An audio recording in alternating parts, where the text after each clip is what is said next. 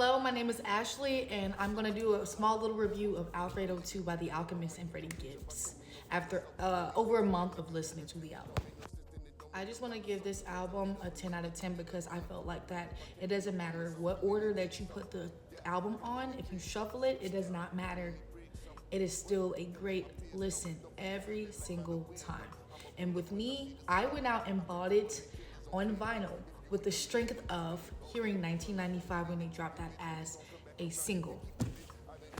A little bit about me, don't judge me, but I started listening to Freddie Gibbs in the past couple of years. Like, I'm not like a long-term fan like I am with like Kate Renata or Tyler. And speaking of those two, I preferred Alfredo 2 over Don't Tap the Glass and over Kate Renata's new album. And like, I'm usually so avid and like strong opinionated about those two. Like I love those albums, I do.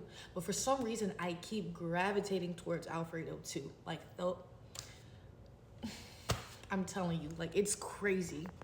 I remember listening to 1995 and I'm like, this is gonna be a fire ass album. And I could just tell by the production on 1995. And like, even though that's not like one of my most favorite songs in total on the album, hearing that as a single, I'm like, yeah, they got some problems. We got some problems in our hands.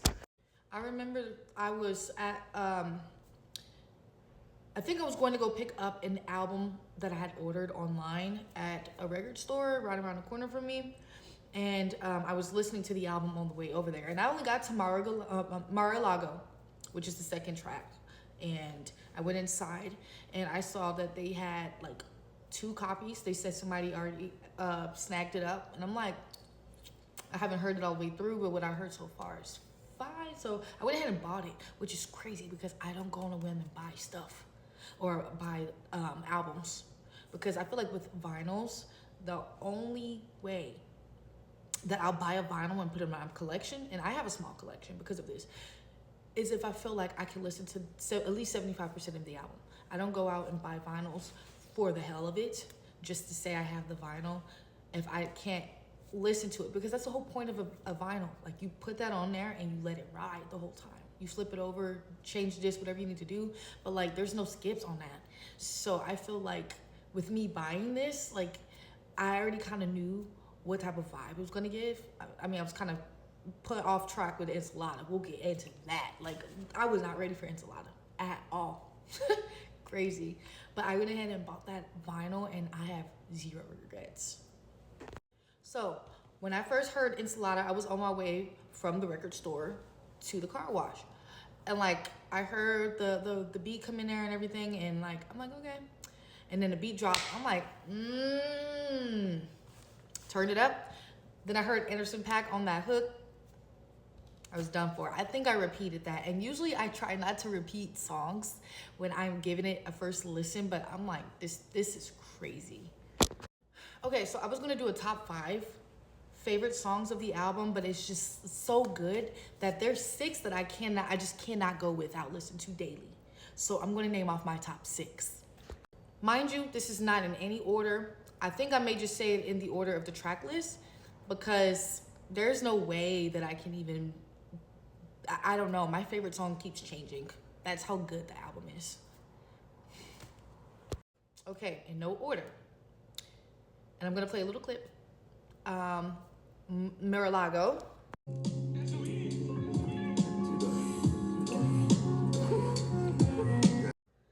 And I went crazy when I heard that Baby Boy sample in there. That was crazy as hell. It was funny and it caught me off guard. But yeah, that's one of my top 6.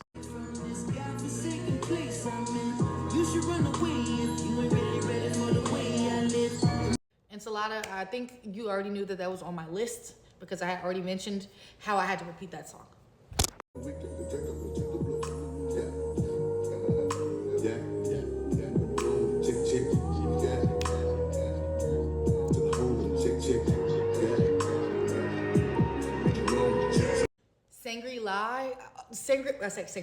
Sangri-La. Woo!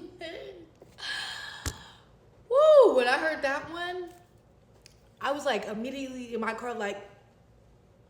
I think I was actually back in my car. I had to stop.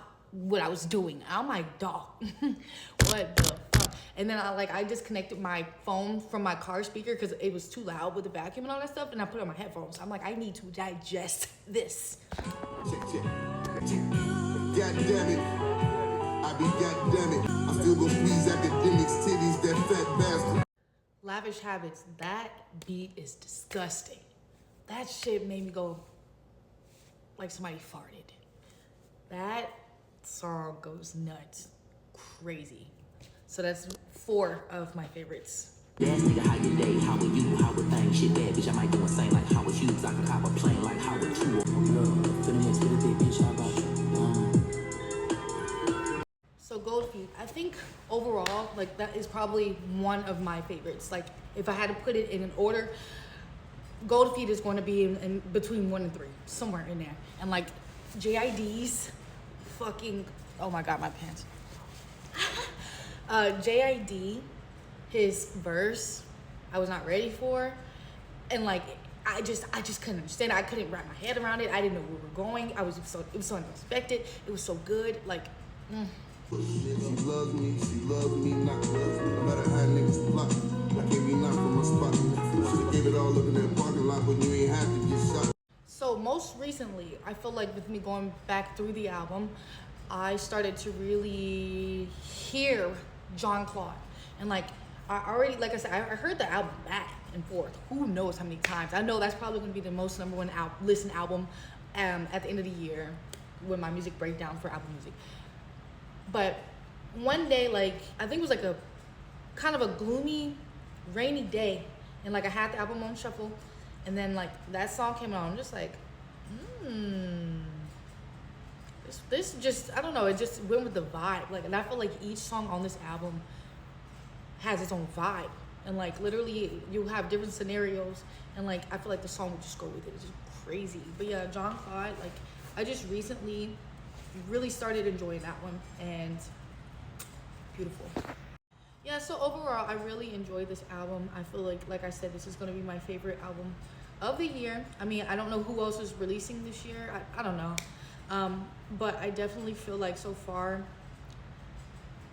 for this album to be above K-Tronada and Tyler for me speaks volumes, because like I'm the hugest K-Tronada, Kendrick, Tyler, those are my top 3.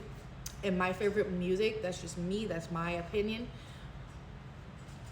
But what these two did on this piece of art, because it is art, they deserved it by far. And like I was saying to somebody, I hope that they submit this album off to the Grammys, and I really hope that they get Rap Album of the Year. And some people might be like, oh, that goes to Clips. I'm sorry, this album is beating Clips. You know, and this is with less promotion, this is with less push.